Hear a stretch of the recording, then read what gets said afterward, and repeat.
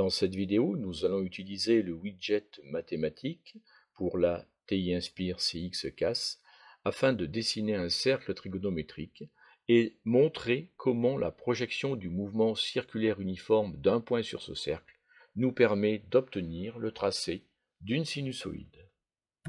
À partir d'un classeur vierge, nous choisissons l'application Ajouter un widget et nous prenons Math Drawing. Nous recherchons à activer dans l'aperçu du dossier la vue depuis l'ordinateur de façon à avoir accès à l'ensemble des menus. Nous allons ensuite dessiner le cercle trigonométrique en le choisissant dans le menu, puis nous allons adapter notre feuille de travail afin d'obtenir ce que nous souhaitons.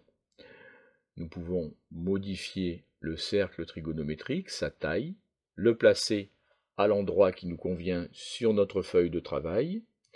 Nous allons également cocher les options qui nous sont proposées, à savoir de montrer le prolongement de façon à visualiser l'axe de la tangente. Nous cochons toutes les cases de façon à bien voir à quoi elles correspondent.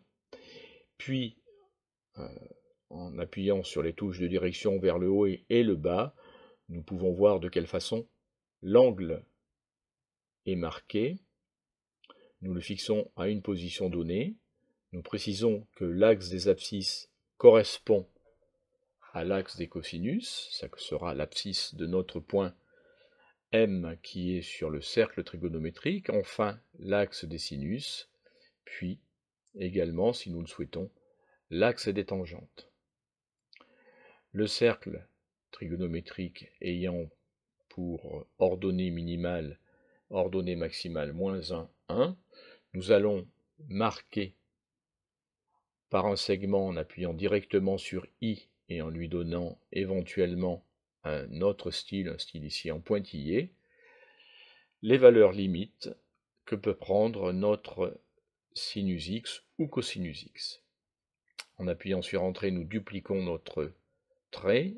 À présent, nous allons également remettre deux flèches qui vont nous permettre de dessiner l'axe des abscisses de notre système de coordonnées et également l'axe des ordonnées.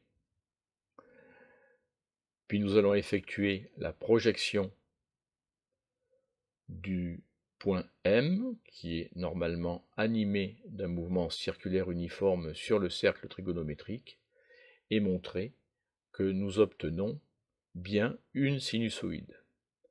La sinusoïde se situe également, pour la tracer directement, dans le menu trigonométrie. Nous allons aller la rechercher, puis nous allons adapter sa forme directement et éventuellement sa couleur. Comme on le voit ici, c'est toujours le cercle rouge qui permet de déplacer un élément de dessin. Le point bleu nous permet, lui, de modifier la taille.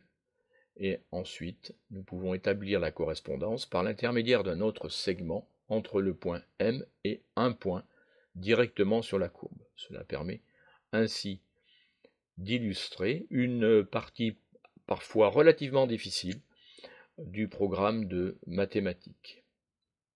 Voilà, nous pouvons marquer ensuite un point éventuellement sur la courbe si nous le souhaitons.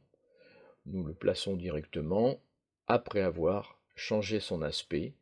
Je rappelle que pour tracer un point, il suffit tout simplement de mettre le curseur, le pointeur de la souris, quelque part sur la feuille de travail et d'appuyer directement sur P, P comme l'image d'un point, puis de lui donner le nom que nous souhaitons, le nom ou l'étiquette que nous souhaitons.